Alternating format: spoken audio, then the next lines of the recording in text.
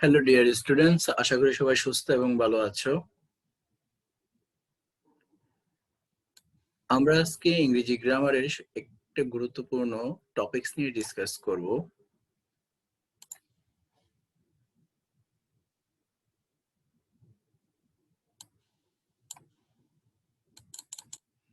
সেটা হলো voice change.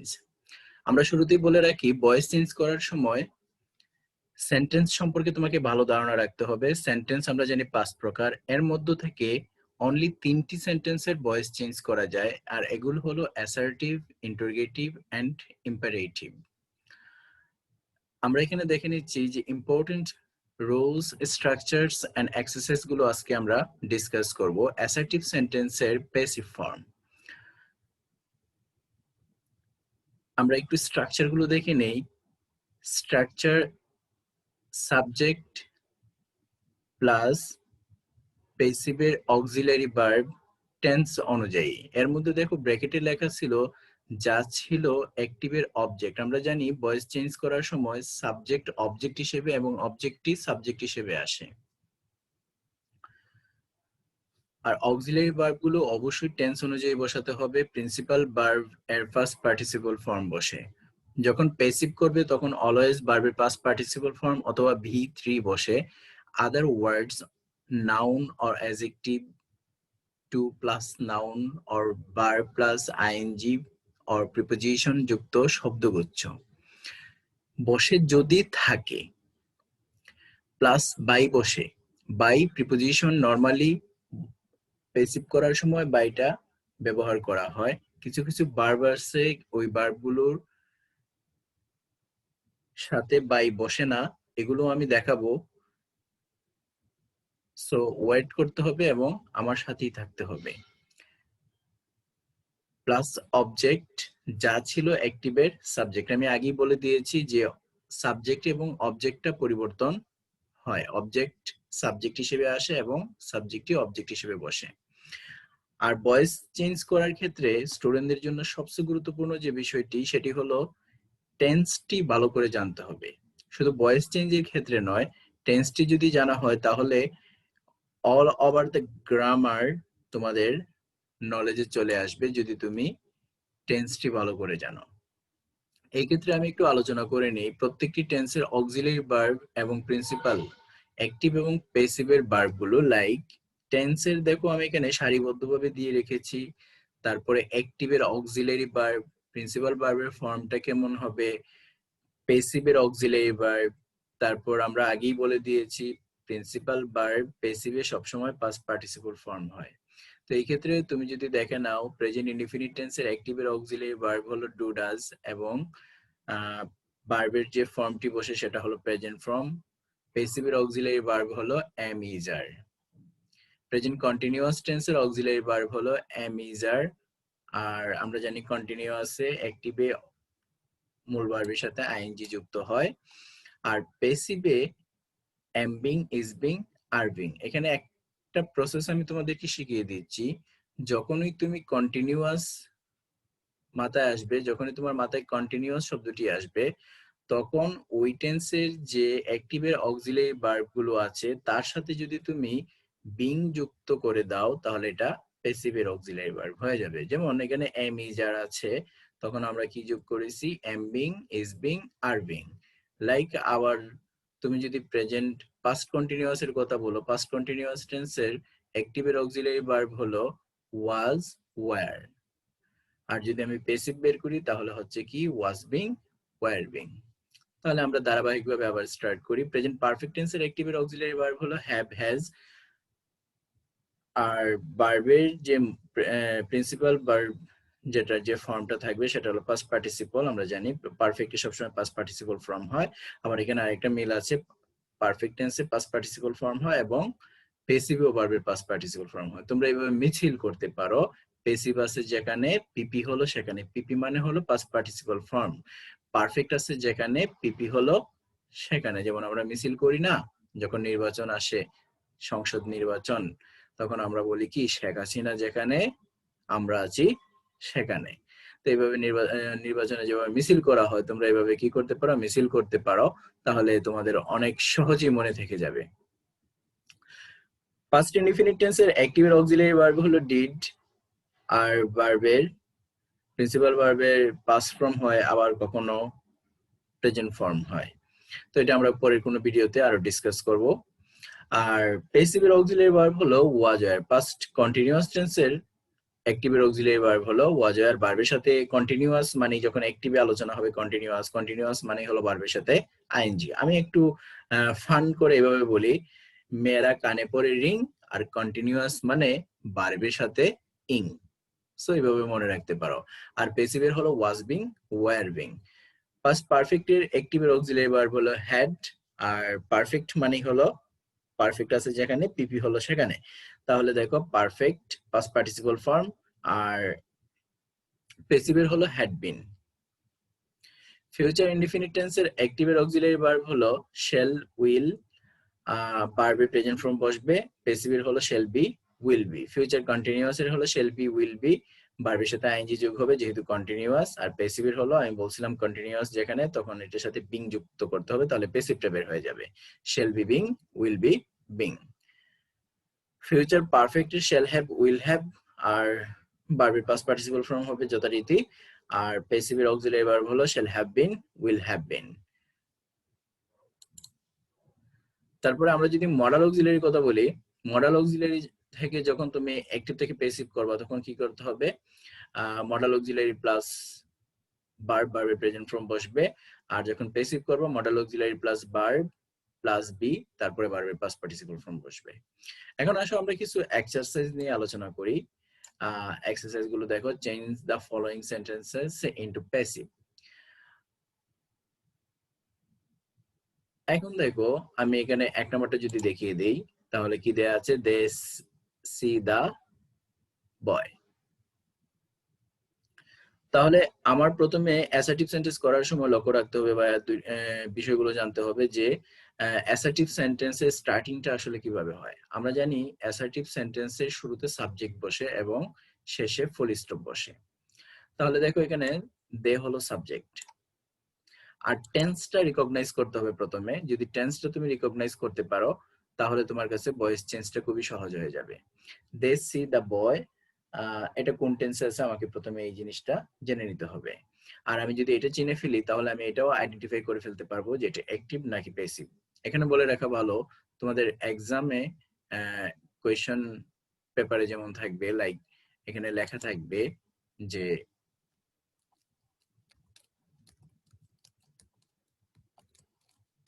Passive, ব্র্যাকেটে প্যাসিভ লেখা থাকলে তাহলে তুমি বুঝে নিতে সহজ হবে যে এটা হলো অ্যাক্টিভ, যেহেতু ভয়েস হলো দুই প্রকার, অ্যাক্টিভ এন্ড প্যাসিভ। আর যদি এখানে অ্যাক্টিভ লেখা থাকে তাহলে তোমার বুঝে নিতে হবে এটাকে প্যাসিভ করতে হবে। এটা একটা সহজ পদ্ধতি, যেহেতু দুই প্রকার ভয়েস হয়ে থাকে সেজন্য তোমার অ্যাক্টিভ লেখা থাকলে ভাবতে হবে বাক্যটি প্যাসিভে আছে, আর যদি প্যাসিভ করতে বলে তাহলে বুঝতে হবে বাক্যটি অ্যাক্টিভে আছে। তাহলে অ্যাক্টিভে যেহেতু আছে, এখন আমি দেখে নিব যে এটা কোন টেন্সে আছে। এখানে দেখো কোনো অক্সিলারি ভার্ব নেই, there is no auxiliary verb. আমরা যদি দেখি যে কোনো সেন্টেন্সে অক্সিলারি ভার্ব থাকে না, তাহলে সেই ক্ষেত্রে দুইটা টেন্সের কথা আমার মাথায় আসে, সেটি হলো কি প্রেজেন্ট ইনডিফিনিট টেন্সের বা সিম্পল প্রেজেন্ট টেন্সের অ্যাফার্মেটিভ, সিম্পল পাস্ট টেন্সের অ্যাফার্মেটিভ। এই দুইটি সেন্টেন্সে অনলি অক্সিলারি ভার্ব ব্যবহার করা হয় না। এটা তুমি মাথায় রাখলে তাহলে গ্রামারটা অনেকাংশে ক্লিয়ার হয়ে যাবে তোমার কাছে। দে সি দা বয়, দেখো এখানে সাবজেক্ট দেয়া আছে, তারপরে সি এটা হলো প্রিন্সিপাল ভার্ব, তারপরে দা বয় সেটি হলো অবজেক্ট। এখন আমি যদি এটাকে প্যাসিভ করতে যাই, আমরা আগেই বলছিলাম যে প্যাসিভ করার সময় অবজেক্ট সাবজেক্ট হিসেবে যাবে। আমি আরেকটা কথা বলি, তুমি তিনটি জিনিস মনে রাখবা ভয়েস চেঞ্জ করার সময়, সাবজেক্ট, ভার্ব এন্ড অবজেক্ট। তাহলে এখানে সাবজেক্ট হলো কি দে, আর ভার্ব হলো সি, আর দা বয় হলো অবজেক্ট। তাহলে আমরা বলছিলাম যে অবজেক্টই সাবজেক্ট হিসেবে যাবে, তাহলে কাছাকাছি আসতেছে দা বয়। আর বাক্যটি প্রেজেন্ট ইনডিফিনিট টেন্সে আছে অথবা সিম্পল প্রেজেন্ট টেন্সে আছে। তো আমরা দেখি নেই যে প্রেজেন্ট ইনডিফিনিট টেন্সের অক্সিলারি ভার্ব প্যাসিভের কি। তাহলে দেখো প্রেজেন্ট ইনডিফিনিট টেন্সের অক্সিলারি ভার্ব হলো এম, ইজ, আর। এখন এম বসাবো, ইজ বসাবো নাকি আর বসাবো সেটা আমরা দেখে নিব সাবজেক্টটা। যেহেতু এখানে দ্য বয় সাবজেক্ট হিসেবে বসেছে, তখন আমার দেখতে হবে সাবজেক্ট কি কোন পার্সনে আছে। এর জন্য তোমার কি করতে হবে, পার্সন সম্পর্কে একটু আইডিয়া রাখতে হবে। কোন পার্সন, তারপরে সিঙ্গুলার নাকি প্লুরাল, নাম্বার জানতে হবে। নাম্বার জানলে তুমি সিঙ্গুলার প্লুরাল বের করতে পারবে, আর পার্সন জানলে তুমি বুঝতে পারবে এটা কোন পার্সনে আছে, ফার্স্ট পার্সন, সেকেন্ড পার্সন নাকি থার্ড পার্সন। আমরা জানি পার্সন হলো 3 প্রকার, first person, second person and third person. Number 2 প্রকার, singular number and plural number. তাহলে প্রেজেন্ট ইনডিফিনিট টেন্সের প্যাসিভ অক্সিলারি ভার্ব হলো am, is, are. The boy এটা হলো সিঙ্গুলার, এই জন্য আমরা এখানে কি বসালাম, is. The boy is. See হলো এখানে মূল ভার্ব, আর প্যাসিভ মানে হলো ভার্বের past participle form, so that আমরা এখানে কি বসাবো, সির ফার্স্ট পার্টিসিপল ফর্ম হলো সিন। তারপরে আমরা নরমাল প্রিপোজিশন যেটা বসে বাই বসিয়ে দিলাম। তোমরা হয়তো ভাবতেছো তাহলে অন্যান্য প্রিপোজিশন গুলো কখন বসে, কিছু স্পেসিফিক ভার্ব আছে যেগুলোর সাথে, লাইক মনে করো নো, নোর সাথে বাই বসে না, টু বসে। স্যাটিসফাই, স্যাটিসফাই এর সাথে বাই বসে না, উইথ বসে অথবা এট বসে। এগুলো আমরা পরবর্তী ভিডিওতে ডিসকাস করব, so don't be worried about this. Bye them. তাহলে আমরা দেখো খুব সহজেই এই সেন্টেন্সটিকে অ্যাক্টিভ থেকে আমরা প্যাসিভ করে ফেললাম। তো তোমাদের যদি এই অক্সিলারি ভার্বগুলো মুখস্থ করা থাকে অথবা টেন্সটা খুব সুন্দর করে আইডেন্টিফাই করতে পারো, রিকগনাইজ করতে পারো, তাহলে ভয়েস চেঞ্জ করাটা খুবই সহজ হয়ে যাবে। এখানে দেখো ইয়েলো কালার গুলো দেয়া আছে, এগুলো তুমি বাসায় প্র্যাকটিস করবে। তারপরে আমি মডেল অক্সিলারি ভার্বের একটা দেখিয়ে দিচ্ছি। এখানে দেখো এই সেন্টেন্সটি, এখানে কিছু নাম্বারিং এ ভুল আছে, এগুলো তোমরা ঠিক করে নিও। We may get a taxi here. তাহলে এটা অ্যাক্টিভ আছে, এখানে মে হলো মডেল অক্সিলারি ভার্ব, এটাকে যদি আমি করি তাহলে কি হবে, a taxi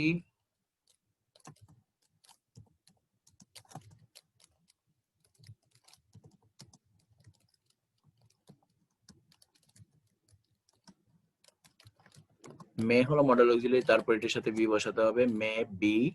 গেট এর ফার্স্ট পার্টিসিপল ফর্ম হলো গটও লিখতে পারি, আবার আমরা গটেনও লিখতে পারি, বাই।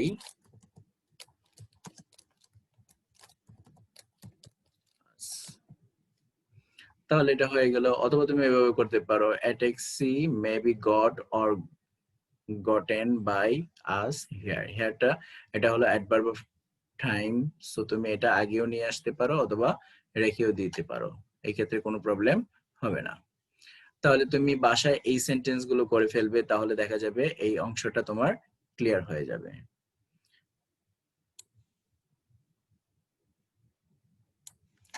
তাহলে আমরা 2 নম্বর স্ট্রাকচারে চলে যাই, দেখি to be verb plus to or going to verb যুক্ত অ্যাক্টিভ সেন্টেন্সকে কিভাবে আমরা প্যাসিভ করব। অ্যাক্টিভ ফর্ম স্ট্রাকচার গুলো আমরা দেখে নিই। Subject plus M,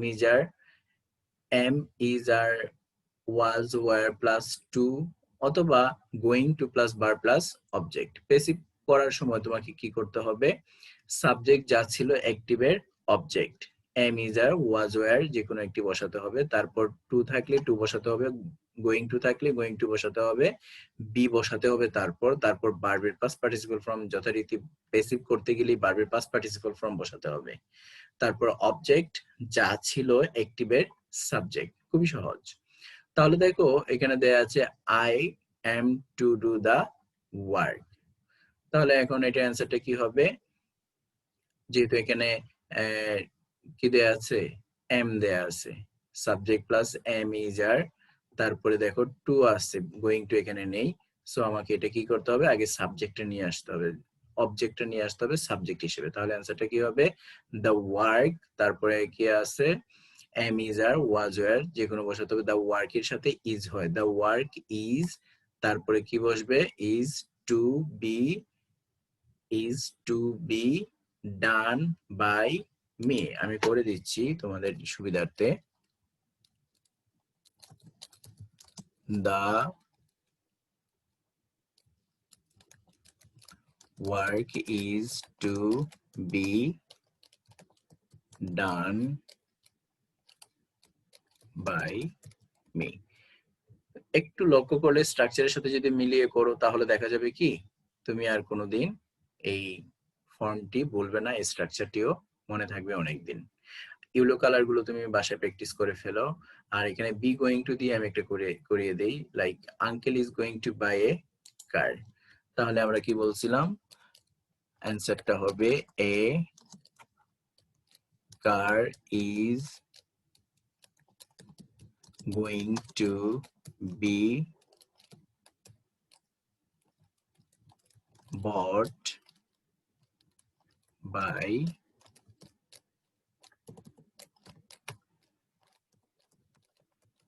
uncle। এই যে দেখো, এটাকে বলা হয় বি গোয়িং টু,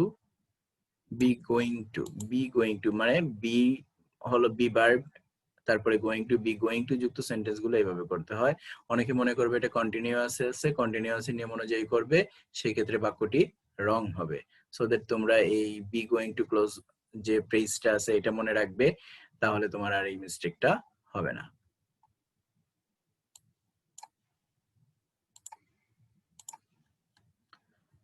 তাহলে এই স্ট্রাকচার দুটো যদি মনে রাখো তাহলে এই সবগুলো সেন্টেন্স তুমি করতে পারবে, নিজে নিজে বাসায় করো, তাহলে তোমার স্ট্রাকচারও মনে থাকবে এবং সেন্টেন্স গুলো প্র্যাকটিসও হয়ে যাবে। 3 নম্বর আমরা দেখি reflexive pronoun.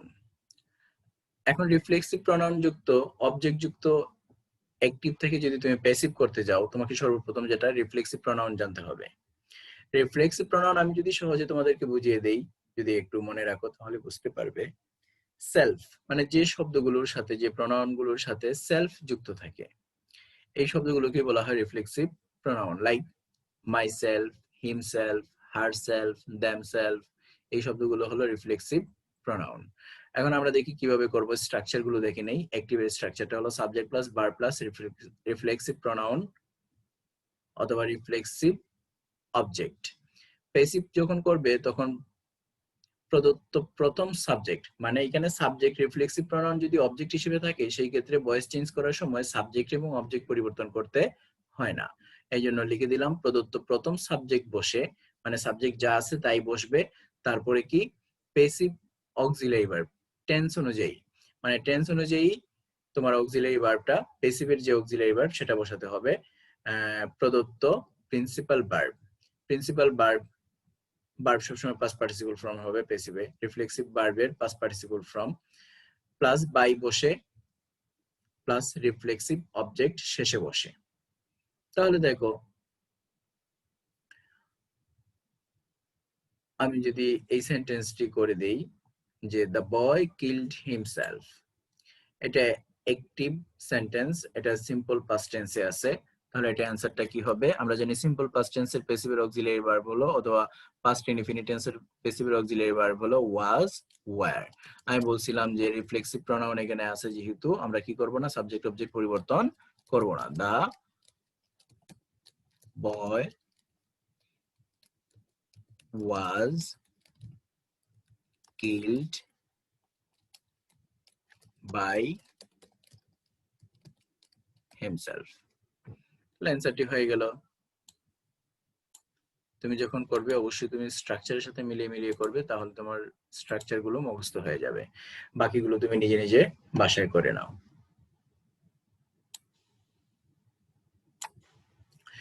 Passive voice of quasi passive verbs. Quasi passive করার সময় আমাদের অনেকেরই ঝামেলা হয়, আজকে এই ঝামেলাটা ক্লিয়ার হয়ে যাবে।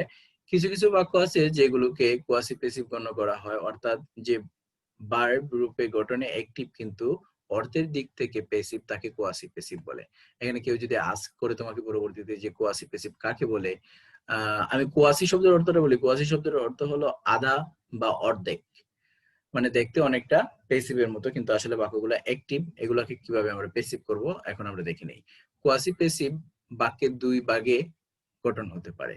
কোয়াসি প্যাসিভ বাক্যে দুই ভাগে গঠন হতে পারে, যেমন এক, subject plus verb plus adjective. 2 নম্বরে দেয়া আছে subject plus to be verb plus ING. Passive structure subject plus to be verb plus adjective plus হোয়েনও দিতে পারো, ইফ দিতে পারো, ইট দিতে পারো, they plus to be verb মানে সাবজেক্ট হিসেবে ইটও হতে পারে আবার দেও হতে পারে। যদি সিঙ্গুলার থাকে ইট হবে আর প্লুরাল থাকলে দে হবে, এটা তো আমরা নিশ্চয়ই জানি। To be verb plus principal ভার্বের পাস্ট পার্টিসিপল ফর্ম। অথবা তুমি এইভাবে করতে পারো, subject plus to be verb plus being plus principal ভার্বের পাস্ট পার্টিসিপল ফর্ম। যেমন আমরা যদি বলি দ্য স্টোন ফিলস হার্ড, তাহলে এটা অ্যান্সারটা কি হবে?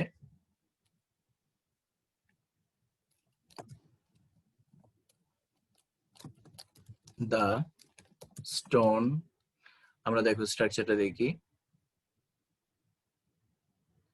Subject plus to be verb, তাহলে টু বি ভার্ব এটি টেন্স অনুযায়ী নিব, এটা প্রেজেন্ট ইনফিনিটি আছে, present infinity to be verb am is are হয়ে থাকে, স্টোনের সাথে কি বসবে?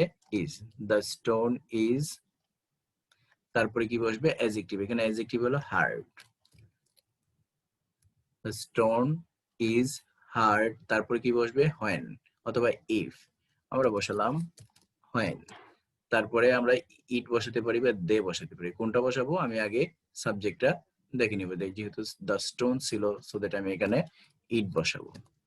হোয়েন ইট, তারপরে কি বসবে? আবার টু বি ভার্ব বসবে, ইটের সাথে কি বসবে? ইজ। তারপর প্রিন্সিপাল ভার্বের ফার্স্ট পার্টিসিপল ফর্ম। ফিল ছিল এখানে প্রিন্সিপাল ভার্ব, ফিলের ফার্স্ট পার্টিসিপল ফর্ম হলো F E L T, felt. তাহলে আমাদের অ্যাক্টিভ থেকে প্যাসিভ হয়ে গেল কোয়াসি প্যাসিভ, যেটা অনেকেই সমস্যা মনে করে। সো দ্যাট আমি মনে করি এই স্ট্রাকচার গুলো যদি তুমি ভালো করে মনে রাখতে পারো, আয়ত্ত করতে পারো, তাহলে এই কোয়াসি প্যাসিভে আর কোনো সমস্যা থাকবে না। এই বাকি স্ট্রাকচার গুলো তুমি, বাকি যে সেন্টেন্স গুলো আছে এগুলো তুমি বাসায় প্র্যাকটিস করো। এখানে আমি বলছিলাম যে জিনিসটা, যে তোমাদের কিছু ভার্ব আছে যে ভার্ব গুলো সাথে কখনো বাই ব্যবহার হয় না, এগুলো তুমি দেখে নাও। নিচের ভার্বের পর প্যাসিভ ভয়েসে বাই এর পরিবর্তে অন্য প্রিপজিশন ব্যবহৃত হয়, ব্যক্তি হলে ব্যবহৃত হয় উইথ, এবং বস্তু হলে এট ব্যবহৃত হয়, যেমন প্লিজ, তারপর displease, displease, satisfy, dissatisfy, annoy, surprise, vex, at, with. এই যে এখানে চার্ট আকারে দেয়া আছে, তুমি এটা দেখে নিবে এবং এগুলো মুখস্থ করে ফেলতে হবে। If you want you can practise more, তুমি চাইলে আরো প্র্যাকটিস করতে পারো, এখানে প্র্যাকটিস গুলো অংশ দেয়া আছে, বাসায় করবে ইনশাআল্লাহ, আর কোনো প্রবলেম থাকবে না। আমরা অ্যাসার্টিভ সেন্টেন্স ক্লিয়ার করলাম, আমরা পরবর্তী ভিডিওতে ইন্টারোগেটিভ সেন্টেন্স নিয়ে ডিসকাস করব এবং ইম্পারেটিভ নিয়ে আলোচনা করব। তো এগুলো যদি তুমি বাসায় ভালো করে করো এইখানে প্র্যাকটিস গুলো, তাহলে এই ভার্ব গুলো চলে আসবে, এবং এই ভার্ব গুলো আসলে তুমি শুধু বাই না, প্রিপজিশন ভয়েসে ভয়েস চেঞ্জ করার সময় এটও ব্যবহার হয়, উইথ ব্যবহার হয়, এগুলো তুমিও পারবে। আশা করি ভিডিওটি ভালো লেগেছে, এবং যদি এখান থেকে কিছু শিখতে পারো তাহলে আমার সার্থকতা হবে। আর পরবর্তী ভিডিও পাওয়ার জন্য অবশ্যই লাইক কমেন্টস করো, ভালো লাগলে লাইক দাও, আর না ভালো যদি না লাগে তাহলে তুমি ডিসলাইক দিতে পারো, I have no problem at all. আর ভালো লাগলে অবশ্যই বন্ধুদের সাথে শেয়ার করো, বন্ধুদেরকে বলো সাবস্ক্রাইব করার জন্য। ইনশাল্লাহ পরবর্তী কোনো ভিডিওতে আবারও দেখা হবে, সেই পর্যন্ত অবশ্যই ভালো থাকবে এবং পড়ালেখা করো, স্কুল খুলে যাবে কিছুদিনের মধ্যে, আর পরীক্ষা হবে, বার্ষিক পরীক্ষা, সো দ্যাট পড়ালেখার কোনো বিকল্প নেই।